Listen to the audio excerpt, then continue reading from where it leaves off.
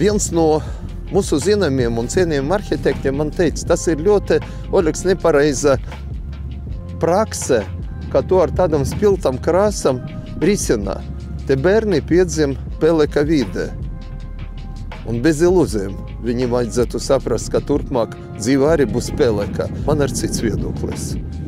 Es domāju, ka vajadzētu radīt, ka tā dzīve ir cita. Mūsu pienākums mainīt šo vidi. Un daram to par normu. Šobrīd, pēc dažiem gadiem, norma ir šis bērnu dārzs. Viņš arī ļoti skaisti iekšā arī ar interjeru noformēs tiem simtiem tūkstošiem cilvēkiem, kas dzīvo Rīgā, tādā situācijā mainīt to vidi. Tas ir mūsu, kā Rīgas domes deputāts, Rīgas domes vadītāja pienākums.